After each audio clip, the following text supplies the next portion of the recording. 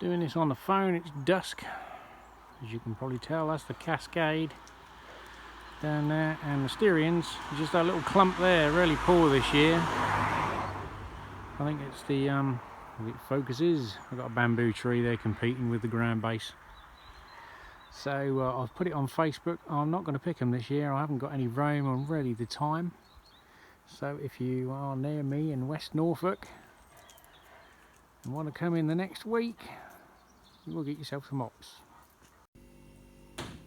So the other little job I had outstanding was slow progress. I think I said on last update as I opened up my last Homebrew Wednesday. As you can see now, the the washing's out as well. The building is up. A polycarbonate roof, or whatever it's called, twin wall, and I managed to get a new fridge freezer. In the usual form, I never paid nothing for it. And I managed to pick up a nice big chest freezer as well. Obviously these are for domestic use. Now we've got a nice bit of space to accommodate the white goods in, and obviously, as you can see, a double line for drying your clothes on a rainy day. That means I've got a chest freezer, which won't open because there's all the manky bits because it's been thawing out. But we're getting rid of that one. So I'm debating, I don't need a kegerator because obviously I've got a bar set up. Anyway, I have picked up yet another fridge, not dissimilar to that one, with a large fridge that's faulty. So we're utilising some of the parts from that for this one because there was a couple of trays missing. So I may turn it into a kegerator to get rid of, so basically just to get rid of some surplus bits. But I'm debating whether to keep this little chest freezer, put the hops in it, and then lose the two freezers that are in the brewery. Or not, because obviously that's not going to live in the brewery, because with it being the top opener, it would have to go somewhere else, so I'm not entirely sure whether that will kill two birds with one stone, or just to keep it as it is. You know, it's getting a bit noisy in there with this bloody washing machine going. Well, as you can see, a few non-related updates as well. So we've got the main part, the back broken on the conservatory build now, which is my sort of last dreaded task to get done, which has been long overdue. And the hops, I'm not going to bother with the hops this year. I haven't really got any storage capacity. Then you're sort of like spending a day taking them all down, picking them, drying them, bagging them up, and obviously the brewing is not very productive at the minute, so another bunch of hops to go in there. So I'll put them up on Facebook if anyone wants to pick them up, they can have them. Right, so we've dealt with a small fraction of relevant homebrew and non-relevant, just an update really on the old build there to get out of the way, because I am due to return finally back to work next week, beginning of October, because basically I've almost run out of your entitlement here over in the UK. Is 28 weeks. I'm about 24-25 weeks in, with no sort of further improvement physically with my ongoing issues. The only diagnosis I've had so far isn't a good one. It's not as bad as some of the things I sort of had churning in my mind, but I have been diagnosed with a form of muscular dystrophy, which is a muscle wasting disease. Oh joy. But which one of the 60 variants of type of illness it is, I don't know yet. I've got to go back in November and have a blood test, and then they're obviously going to look at the DNA and the genes and find out which one it should be. so I can't really do any more. I just got to go back, and I'm going back part-time now, just initially to see if I can sort of maintain the workload. They're going to take another guy on now for me, so that's sort of, obviously he'll get to do the bulk of the grunt work, which I really can't risk doing anymore, else I'll end up being off work another 6 months maybe. But yeah, I don't know where that path will lead at the minute, but never mind. Let's talk. As you can see, I've got all my stainless steel bits out, a few bits down here you can't see because I've been watching Tom and Harry progressing with their builds and embarrassing me even further. And then Glenn, Homebrew Breweries, bought himself a nice Brewmaster conical fermenter, and I've still got mine sitting away since I bought post-Brexit. Made the decision to buy it because I knew the pound would go bad either way with the Brexit vote. So I had started saving for it. I bought it, and it's been there, done there, paid for, still sitting in the bloody box. But I have, over time, bought stainless steel bits that I need for that and for the kettle builds. Obviously I've done the panel after the brewery, but the next sort of post back round was to try and make a start again on doing the kettles, or the vessels. And one idea I had was a spray ball sip for CIP, cleaning in place. So I bought one of these quite a while ago, and I bought a 3-inch triclover end cap. You get one with BrewTech fermenter, but that is for the blow-off tube. They do a combined triclover thing, which I think is £44, which is why I've been buying a lot of the accessories that I need that do exactly the same job for a lot less money. Being a tight ass kit that I am, I'm tighter than a Yorkshireman with Scottish parents. So I bought a 3-inch blanking plate with the view to drilling it, and I decided to crack on with that today, and bugger me, what a pain in the ass pedestra. It was like drilling Chobham armour on a friggin' A1 Abrams Strokes Challenger tank. I killed one lathe centre drill bit almost instantly. They was almost like they were made out of aluminium. They are Chinesium ones, but unfortunately it wouldn't fit. I've just purchased a lathe as well, which I'll probably post in another update. Seems I know people like Cheshire Homebrew are familiar with that sort of equipment, and I probably wouldn't be familiar with this one. You'd normally see it on Antiques Roadshow, but unfortunately the chuck was not big enough for this, so I had to do it the hard way, and centre punched it, tried a centre drill, didn't like it, it wandered off even after dot punching, so I turned it around the other side, dot punched again, tried a normal little drill bit, and that barely scratched it, killed that one. So I had an old cheap drill bit brand new in the pack for, well, I'll do or die. It died. It got a bit warm, even though I sprayed it, took me time, so I thought, well, I'm going to go through with a hole cutter, or use a hole cut and drill bit to start it off. And that started to make some progress, and it almost got through to the point where it actually burred the other side and was pushing through, and obviously it just got too much for it and the tip failed, and it ended up snapping one of these. So I thought, alright, I should have another one, carry on, clear it out, but it snapped off. So luckily it got so thin I managed to bash it with a hammer, knock it out, go through with this, and then start with the hole cutting 21mm, which should be big enough for a 1/2 inch fitting. So another hole cutter later, because that's killed that one. It just about got through, but I had to burn my way through the last 2 microns, half mil, something like that. I went the other side and scored it, put a centre drill in and managed to snap it off.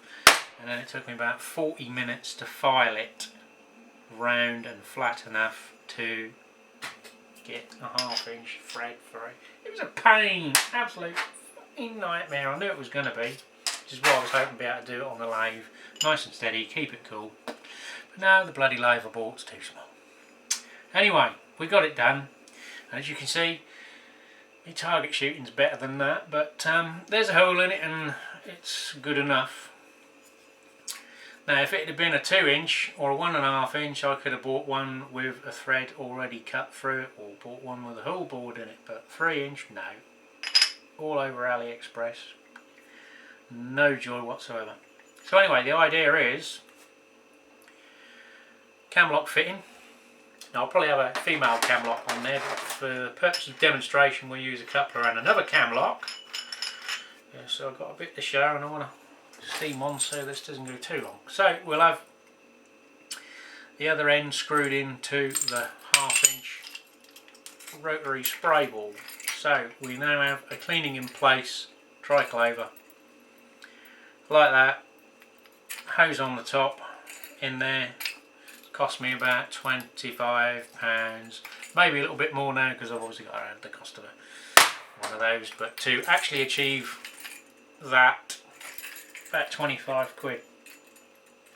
Now the reason I put it on a cam lock fitting and not just screwed it straight to a coupler and left it in situ was I want it to be dual purpose.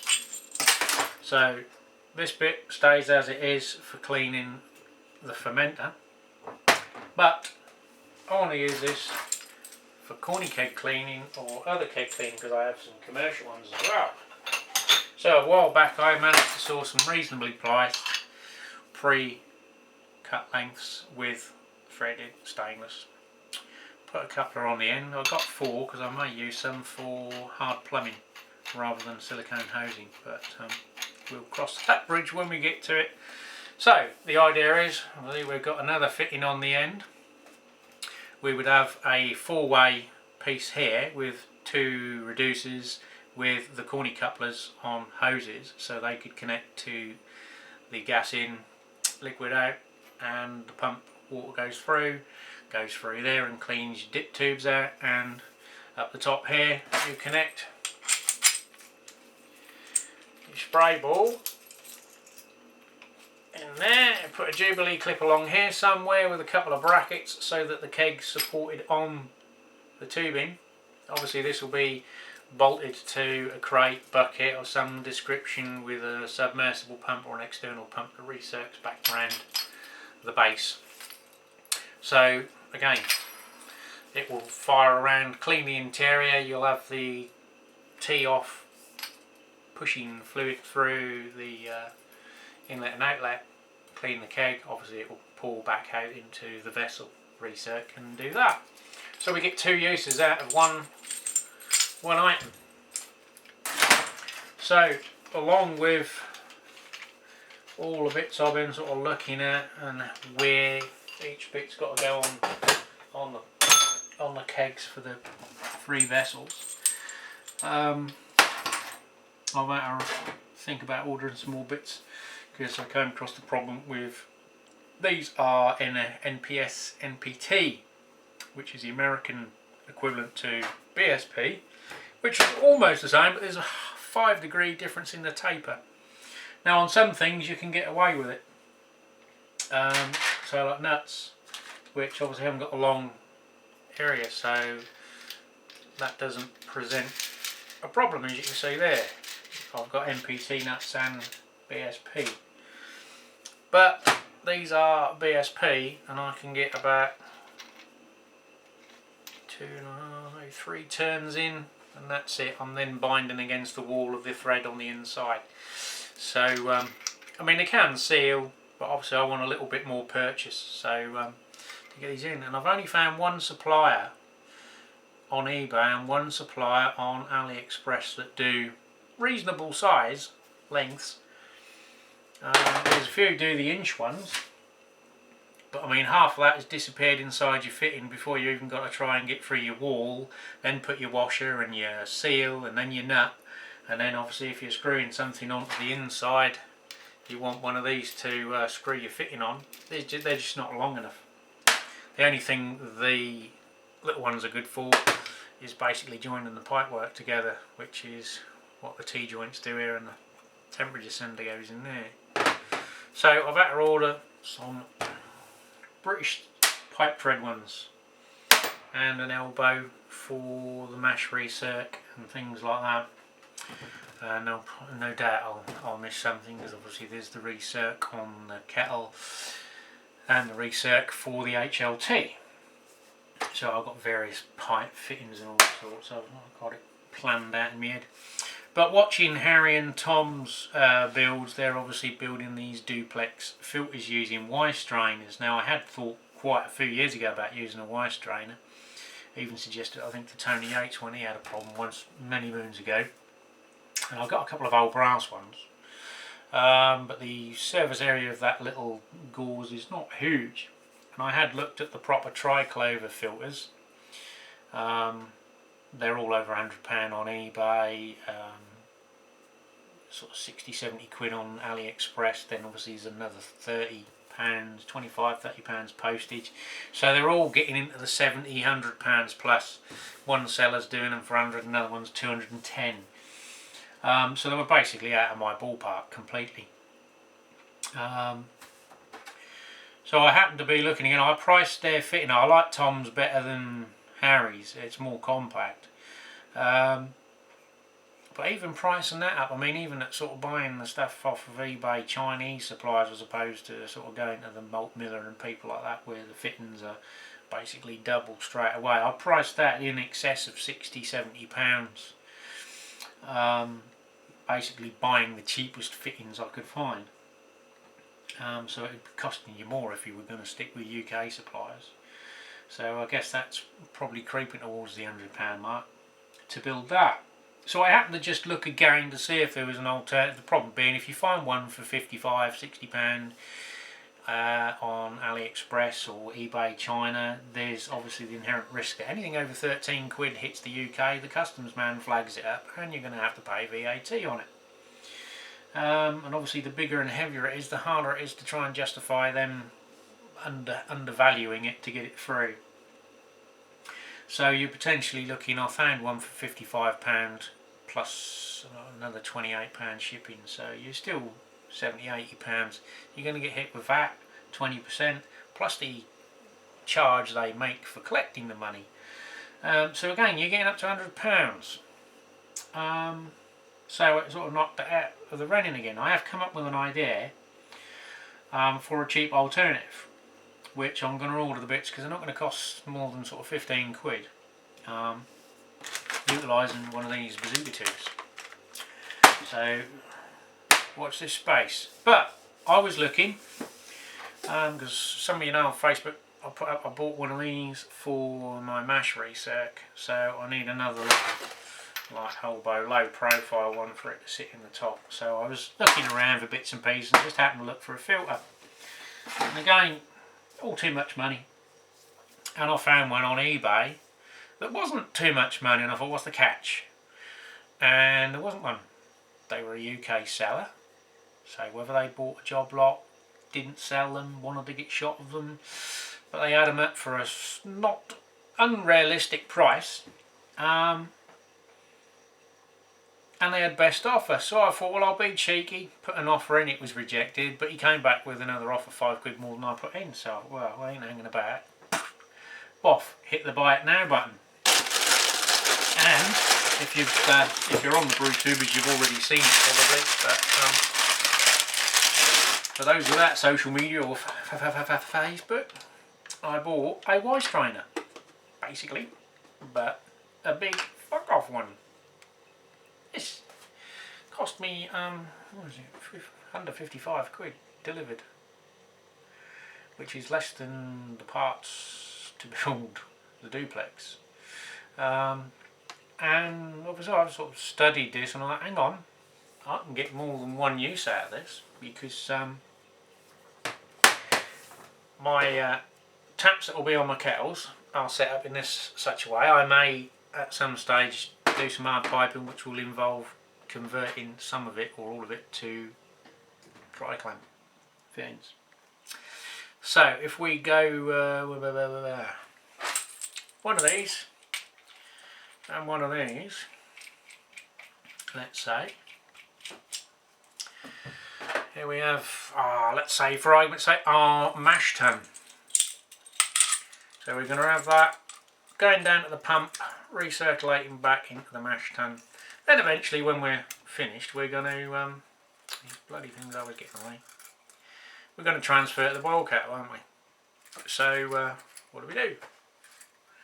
Whip this up, and we've now got a filtration system going round the mash tun in addition to your grill, whatever you've got, false bottom, and so you eliminate any potential hiccups with your pump.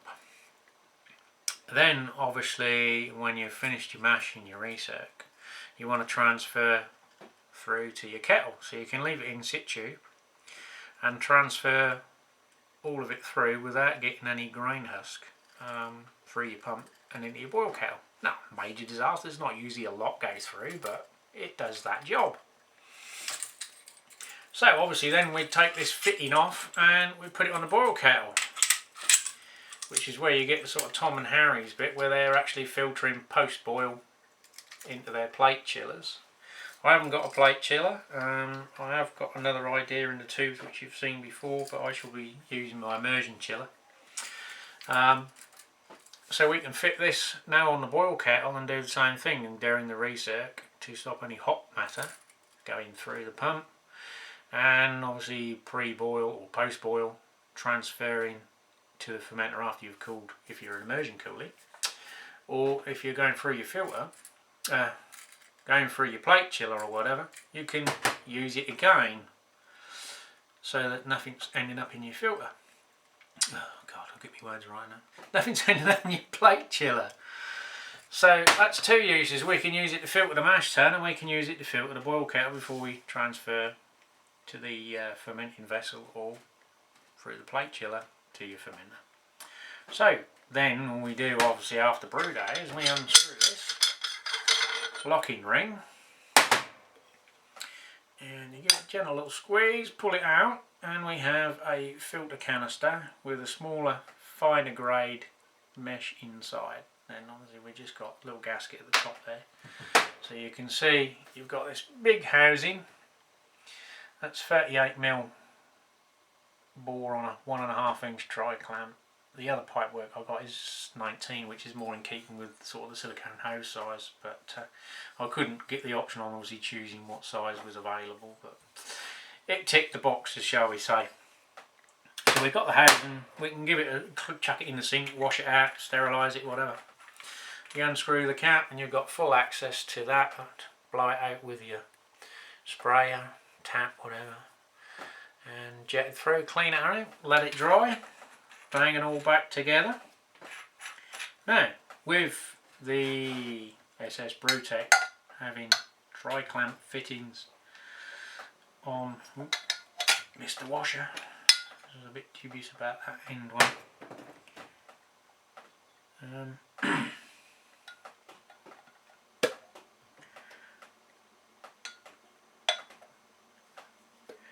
Cut that waffle out. Right, yeah, so we're back, we're assembled, put that back in, and it's nice and dry, ready for another brew day, or with the SS BREW it's got dry clamps on it. So we can hook it up to the fermenter, and I've already got these, so we can then put a hose barb on the end, put our hose that will be going to our bottling rig or corny keg, bang this on the out, and we can filter off the fermenter and we don't get any hop or yeast. So then I've got 3 uses out of this being portable for less money than the self-build out of the thingy. So I was quite happy with that.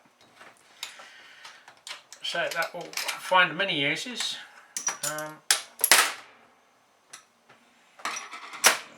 And hopefully do the job. I can't see why I wouldn't. It's an industrial thing. So that is my goodies of the week. Put that back. Keep it nice and polished. Right, I think for this week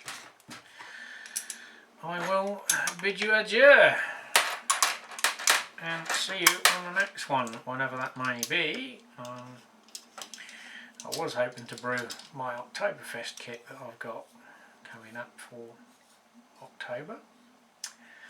But again, best laid plans.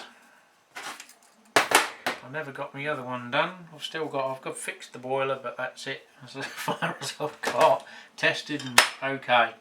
Right, I'm waffling. Have a good week, people.